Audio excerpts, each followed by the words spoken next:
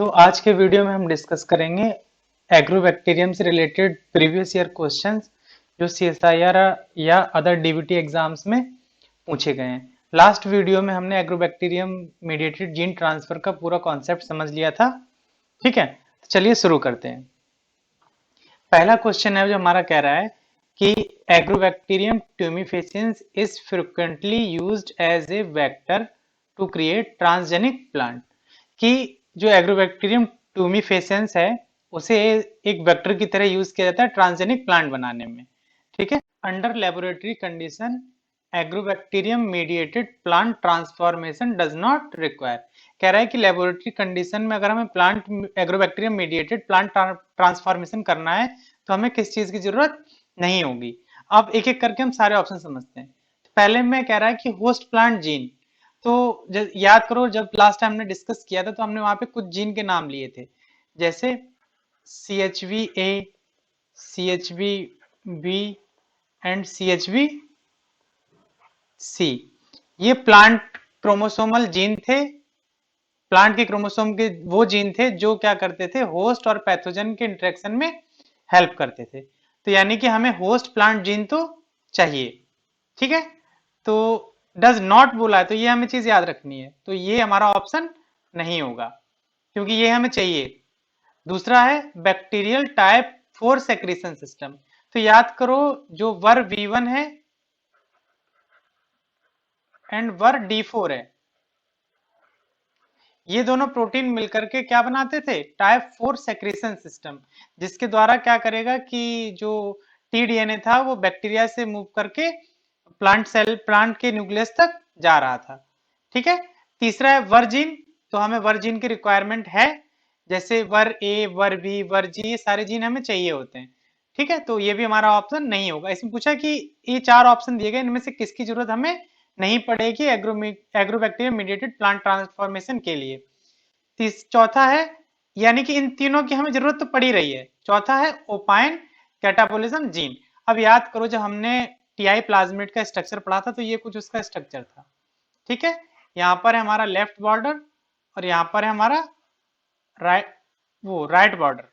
ठीक है, यहाँ पर ऑक्सिन सिंथेस था, साइटोकाइनिन सिंथेस था, ओपाइन सिंथेस था, और इस रीजन को हम लोगों ने नाम दिया था क्या, TDNA। मतलब ये डीएनए जो है वो जो ट्रांसफर किया जाएगा। दूसरा था हमारा नॉन TDNA, इसमें हमारा था ओपाइन कैटाबोलिज्म जीन। ठीक है, ओपाइन कैटाबोलिज्म जीन। तो जब ये केवल TDNA ट्रांसफर होता है एग्रोबैक्टीरियम से प्लांट में, लेकिन जो ये ओपाइन कैटाबोलाइट जीन जो है इसका कोई भी रोल नहीं देखा हमने लास्ट टाइम। ठीक है, क्योंकि इसका मेन फंक्शन था एग्रोबैक्टीरियम तक ही, ये प्लांट में नहीं जा रहा है। ठीक है, तो प्लांट जो ट्रांसफॉर्मेशन हो रहा है उसमें किसका रोल नहीं है, ओपाइन कैटाबोलिज्म जीन का। इस तरह से हमारा आंसर कौन जाएगा, ओपाइन कैटाबोलिज्म जीन। ठीक है, अगले क्वेश्चन में कह रहा है कि while designing an experiment for agrobacterium mediated plant transformation, agrobacterium mediated plant transformation करना है, उसके लिए एक स्टूडेंट ने क्या किया, noted down the following points. ये 4 नीचे पॉइंट दिए गए हैं, नोट किए। ठीक है, पॉइंट हम लोग बाद में डिस्कस करेंगे, पहले पूरा क्वेश्चन समझ लें क्या कह रहा है। Which one of the following combination of the above statement is correct. एक स्टूडेंट है, उसको एग्रोबैक्टीरियम मीडिएटेड प्लांट ट्रांसफॉर्मेशन करना है, उसने क्या किया है, 4 पॉइंट नोट किए। अब कह रहा है कि बताओ इनमें से कौन सा जो स्टेटमेंट है वो सेलेक्ट है, ये सॉरी कौन सा स्टेटमेंट जो है वो करेक्ट है। ठीक है, वो हमें क्या करना है, सेलेक्ट करना है। तो पहले ऑप्शन में कह रहा है TI and RI plasmid induce crown गाल डिजीज एंड हेरी डिजीज। हाँ, तो ये ऑप्शन हमारा क्या है, सही है। TI प्लाज्मिड जो होता है वो क्राउन गाल डिजीज करता है और RI प्लाज्मिड जो है वो हमारा हेरी डिजीज कॉज करता था। ठीक है, दूसरा है enzymes octopine synthase and nopaline synthase involve in the synthesis of octopine and nopaline respectively are encoded by TDNA। तो देखो जो ये जो स्ट्रक्चर अभी हमने थोड़ी देर पहले बनाया ये वाला, तो यहाँ पर ये ओपाइन सिंथेज रीजन है। तो इसमें अगर हम ओपाइन के टाइप देखें तो नोपालिन, एग्रोपाइन, ये सारे ओपाइन के ही टाइप थे। तो वही बोला गया है नोपालिन और दूसरा है ऑक्टोपाइन। ये रीजन है किसका, TDNA का। तो ये भी हमारा ऑप्शन क्या है, सही है। ठीक है, और फर्स्ट ऑप्शन भी सही है। अब देखो हमें क्या करना है, तीन ऑप्शन तो हमारे सही, चार ऑप्शन दिए गए तो उनमें से तीन तो हमारे सही हैं, क्योंकि देखो सब में तीन तीन ऑप्शन दिए गए इनमें से, यानी कि चार में से केवल एक ऑप्शन है जो क्या है, गलत है। ठीक है, तो फर्स्ट और सेकंड तो हमने पता कर लिया, ए और बी हमारा क्या है, सही है। ठीक है, तो जैसे मान लो इसमें ए नहीं है तो ये ऑप्शन तो हमारा नहीं जाएगा। ठीक है, बाकी के अब तीन ऑप्शन को भी हम चेक कर लेते हैं। All the six were gene were A B C and D E and were G are absolutely require for violence. तो ये ऑप्शन हमारा गलत है, क्योंकि हमने लास्ट लेक्चर में डिस्कस किया था कि जो वर्ड डी होता है, वर्ड डी जीन, ये रिस्पॉन्सिबल होता है वायलेंस के लिए। ठीक है, तो सी ऑप्शन हमारा क्या हो गया, गलत हो गया। अब देखो जिस जिस ऑप्शन में सी आ रहा होगा वो हमारा आंसर नहीं जाएगा, क्योंकि हमसे पूछा गया है क्या, कि कौन सा करेक्ट है। तो ये हमारा, इसमें सी है तो ये भी गलत हो गया, इसमें सी है तो ये भी गलत हो गया। इस तरह से हमारा कौन सा ऑप्शन जाएगा, सही, फोर्थ। अब हम फोर्थ स्टेटमेंट को भी जरा रीड कर लेते हैं। Almost perfect 25 base pair direct repeat sequence flanking all T I and R I plasmid in TDNA region essential for TDNA transfer. तो ये ऑप्शन हमारा सही है। जो टीडीएनए होता है इसमें क्या होता है, लेफ्ट बॉर्डर और राइट बॉर्डर पर, सॉरी इधर होगा राइट बॉर्डर और इधर होगा लेफ्ट बॉर्डर पर 25 बेस पर फ्लैंकिंग रीजन पाया जाता है, जो टीडीएनए ट्रांसफर के लिए इसेंशियल होता है। ठीक है, तो इस तरह से हमने देखा कि इसका हमारा कौन सा ऑप्शन जाएगा, फोर्थ ऑप्शन जाएगा। और ये केवल सी ऑप्शन से ही निकल रहा था कि वायलेंस के लिए केवल वर्ड डी जीन रिस्पॉन्सिबल होता है, ना कि सारे वर्जिन। ठीक, अगले क्वेश्चन में बोल रहा है, following are certain statement regarding the use of agrobacterium in plant transformation. Plant transformation में एग्रोबैक्टीरियम को यूज करने के रिगार्डिंग कुछ ऑप्शन दिए गए हैं। Which of the following combination of above statement is correct. जो चार ऑप्शन दिए गए हैं इनमें से कौन सा स्टेटमेंट जो है वो करेक्ट है। तो ये चार में से केवल दो ऑप्शन जो होंगे वो कोई करेक्ट होंगे, क्योंकि ए एंड बी या सी एंड डी ऐसे करके ऑप्शन दिया गया है। चलो देखते हैं। एग्रोबैक्टीरियम ट्यूमिफेसेंस कॉल क्राउन गाल डिजीज।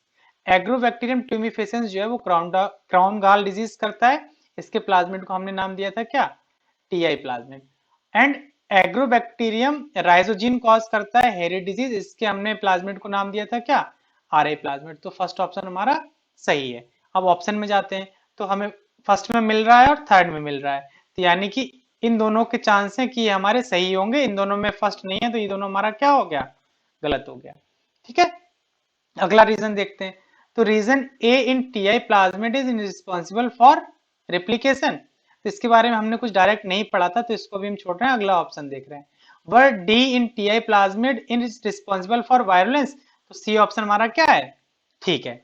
कि जो वर्ड, सॉरी यहाँ पे एक चीज ध्यान दो जरा, कि जो रीजन बोल रहे हैं ना, ये वर जीन की ही बात हो रही है।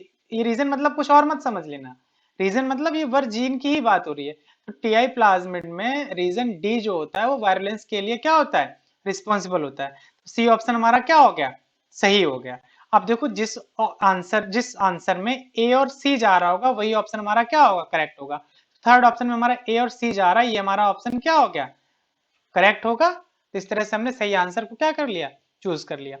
फोर्थ ऑप्शन भी देख लो एक बार जरा, क्या कह रहा है, oncogenic region in TDNA is responsible for unusual amino acid synthesis. तो ऑन्कोजेनिक से हम समझ सकते हैं कि कैंसर के लिए रिस्पॉन्सिबल है, ना कि अमाइनो एसिड सिंथेसिस के लिए। तो इस ऑप्शन भी हमारा क्या है, गलत है। ठीक है, बात करते हैं अगले क्वेश्चन की। तो इसमें हमें मैचिंग में दिया गया। अच्छा, एक चीज हमेशा याद रखना कि सीएसआईआर में जो क्वेश्चन आते हैं वो हमेशा पिक करना मल्टीपल चॉइस क्वेश्चन, मतलब जिसमें मैचिंग में हो या फिर ए एंड बी या बी एंड सी ऐसे करके हो। अगर इसमें आपको क्या है कि अगर एक भी पता है, अगर जैसे इसमें हमें केवल ए और सी ही पता है, बी और डी के बारे में नहीं भी पता है, फिर भी हम इस क्वेश्चन को सॉल्व कर सकते थे। अब जरा इसमें देखो क्या कह रहा है, कि ये जीन दे दिया एक तरफ उनके क्या दे दिया है, फंक्शन दे दिया है। तो याद करो कि जो वर एफ था, वर एफ जो है वो एक E3 यूबिक्यूटिन लाइएज है, जिसका काम होता है प्रोटियोसोमल डिग्रेडेशन कराना। ठीक है, तो वर एफ जो है ये मैच करेगा किसके साथ में, थर्ड ऑप्शन के साथ में। ठीक है, यानी कि डी का क्या जाएगा, थर्ड। अब जरा ऑप्शन मैच कराओ, तो केवल जो सेकंड ऑप्शन है इसमें केवल डी का थर्ड जा रहा है, बाकी किसी में डी का थर्ड नहीं जा रहा है। तो हमारा देखो केवल एक ही ऑप्शन से हमारा क्या हो जा रहा है, क्वेश्चन सॉल्व हो जा रहा है। बाकी के ऑप्शन भी हम देख लेते हैं। फर्स्ट में कह रहा है वर जी। वर जी जो है वो एक ट्रांसक्रिप्शन फैक्टर होता है जो क्या करता था, बाकी के सारे जीन को एक्टिवेट करता था। तो यानी कि ए का जाएगा क्या, इंडक्शन ऑफ वर्जिन। ये सारे वर्जिन बी सी डी और इन सबको एक्टिवेट करने का काम किसका था, वर जी का। तो ए का चला जाएगा क्या, फोर्थ। वर इसी तरह से हम क्या करेंगे, सबको मैच करा ले रहे हैं। वर डी टू जो है, डी टू जो है ये न्यूक्लियस तक जाने का काम कर रहा था। ठीक है, तो बी का हो जाएगा हमारा क्या, फर्स्ट ऑप्शन, क्योंकि डी टू जो है तीन जीन हमने पढ़े थे लास्ट लेक्चर में। ठीक है, जो जिनके पास क्या था, एनएलएस सिग्नल सीक्वेंस था। वर डी टू के पास भी क्या है, एनएलएस सिग्नल सीक्वेंस है। ये प्लांट के न्यूक्लियस तक जा रहा है टीडीएनए के साथ में। ठीक है, और इसकी टारगेटिंग भी कर रहा है न्यूक्लियस तक। तो डी टू का ऑप्शन चला जाएगा क्या, फर्स्ट। जो बचा ऑप्शन वो हमारा क्या होगा, B1 का हो जाएगा। इस तरह से हमने क्या किया, सारे ऑप्शन मैच कर लिए। पर B1 का फंक्शन होता है, ये जो मेम्ब्रेन स्ट्रक्चर बनेगा या ट्रांसफर एपरेटस बनता है उसमें B1 का रोल होता है। पर B1, अच्छा याद करो अभी जैसे हमने लास्ट क्वेश्चन में डिस्कस किया, वर B1 and were D4 type 4 secretion system बनाते थे। ठीक है, जो ये ट्यूब वाला जो बन रहा है ना ट्रांसफर एपरेटस, उसको बनाने के लिए हेल्प कर रहे हैं कौन, वर V1 और वर D4। तो इस तरह से हमने देखा कि हमारा सेकंड आंसर जो है वो सही है। बात करते हैं अगले क्वेश्चन की। ये दिसंबर 2018 में पूछा गया था। Given below are 4 statement related to agrobacterium. नीचे 4 ऑप्शन दिए गए जो एग्रोबैक्टीरियम से रिलेटेड हैं। ऑप्शन हम लोग बाद में डिस्कस करेंगे। Mediated transfer of TDNA into plant cell, जो क्या करेंगे, एग्रोबैक्टीरियम से प्लांट सेल में ट्रांसफर को मीडिएट करते हैं। The correct sequence of event from earlier to latest. कह रहा है कि हमें सीक्वेंस बताना है कि इन 4 ऑप्शन में सबसे पहले कौन आएगा फिर बाद में कौन आएगा। तो देखो सबसे पहले याद करो कि ये मान लो प्लांट है, ठीक है, और ये सॉइल में ही क्या प्रेजेंट है, बैक्टीरिया प्रेजेंट है। प्लांट में कहीं वुंड हुआ, मतलब कहीं चोट लगी तो घाव हुआ, उससे क्या हुआ कि रिलीज हुआ हमारा कौन, एस्टोसिरिंजोन। ठीक है, एस्टोसिरिंजोन को सेंस करता था कौन, वर ए। अब जरा ऑप्शन की तरफ जाओ, तो सबसे पहले एक्टिवेशन होता है वर ए का, फिर वर ए जो है वो एक्टिवेट करता था जी को। तो एस्टोसिरिंजोन रिलीज होने से क्या होगा कि वर ए और वर जी ये कॉम्प्लेक्स एक्टिवेट होगा। तो यानी कि डी ऑप्शन जो है वो हमारा फर्स्ट ऑप्शन है। ठीक है, तो अब देखो ऑप्शन मैच कराओ जरा। तो डी सबसे पहले इसमें आ रहा है फोर्थ ऑप्शन में, तो इस तरह से हमारा ये ऑप्शन क्या होगा, सही जाएगा। अब बाकी के हम जरा मैच कर लेते हैं। तो सबसे पहले वर ए एक्टिवेट हुआ, उसने जी को एक्टिवेट किया। उसके बाद देखो दूसरे ऑप्शन में क्या कह रहा है, production of single standard T-DNA. फिर उसके बाद में D1 और D2 जो है वो टीआई प्लाज्मिड पर लेफ्ट एंड राइट बॉर्डर पर जाकर बाइंड होंगे। राइट बॉर्डर पर था हमारा D2 और लेफ्ट बॉर्डर पर था D1। ये क्या करेंगे, यहां से सिंगल स्टैंडर्ड डीएनए को रिलीज करा देंगे। ठीक है, उसके बाद क्या हुआ कि वर बी एंड वर 4 जो है, वर D4 है, ये प्लांट सेल है, इसके बीच में टाइप 4 सेक्रेशन सिस्टम बनाएंगे। ये मान लो सिंगल स्टैंड रिलीज हो गया, उसके बाद में टाइप 4 सेक्रेशन सिस्टम बना। ये एग्रोबैक्टीरियम है, ये एग्रोबैक्टीरियम है, और ये सेक्रेशन सिस्टम बन गया टाइप 4 सेक्रेशन सिस्टम। ये सिंगल स्टैंडर्ड हमारा टीडीएनए है, इसको यहां से मूव करके जाना है। ठीक है, तो फर्स्ट ऑप्शन में हमारा हो गया, एक्टिवेशन होगा सबसे पहले वर A and were ji complex का, उसके बाद हमारा सिंगल स्टैंडर्ड टीडीएनए बनेगा, फिर जो हमारा टाइप 4 सेक्रेशन सिस्टम है वो बनता है, और उसके बाद होगा इंटरेक्शन E2 विद विप1 एंड वर E3।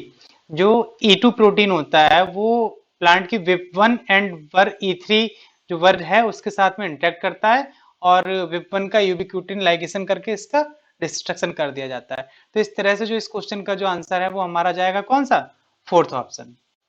अगला हम देखते हैं, ये हमारा 2022 डीबीटी में पूछा गया है। Vir A and were G form a two component signalling system during agrobacterium infection in plant.